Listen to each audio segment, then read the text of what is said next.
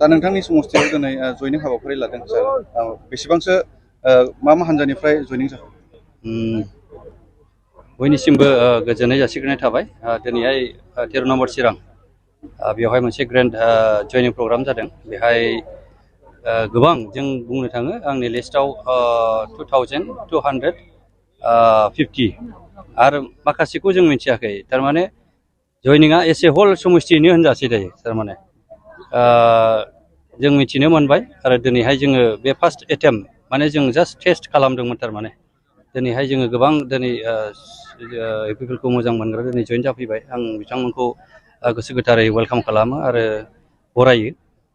बेयो जोंनि मोनसे पजिटिभ साइन। आरो जोङो नेक्स्ट स्टेपाव जोंहा मोनसे दंबायो, जोंहा हिडन माखासे पलिसि दङ। दा बेफोरजों लोगोसे बबावबा 100 जन बबावबा 200 जन बेबायदि कन्टिनिउवास बेयो सोलिलांबाय थासिगोन।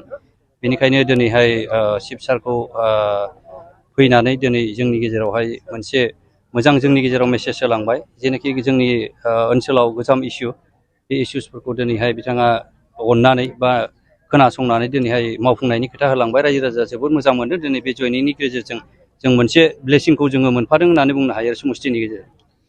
मा गोरोन्थिनि थाखाय बिपिएफ दोलोनि हान्जानि सोद्रोमाफ्रा बिपिएफ दोलोखौ नागारबाय थादों होननानै? गोरोन्थिया मुलुगा माने बयबो मोजांखौ हास्थायो बा आरो सबसे निउ गोदान माबाखौ हास्थायो। जों मिथियो जेरैहाय फुरानायाखौथ' बयबो गस्लाबाबो गाननो बायो। दा बे हिसाबै गोदान हिसाबै आरो जेरावहाय जोंनि ओनसोलावहाय सान्थि जोङो सोलिदों आरो सान्थि भाबै गासै जाथियानो दिनैहाय थांनानै दं, बा बिजनेस मावनायनिफ्राय लानानै स्कुलनिफ्राय लानानै फारफ्रोमबो बिथिङाव दिनैहाय मोजां। सबसे देरसिन आशिर्बादा जाहैबाय जोंहा सान्थि। आरो सान्थिनि गेजेरजों दिनै जों बयबो गाव गावबागाव दिनैहाय मावनो मोनदों।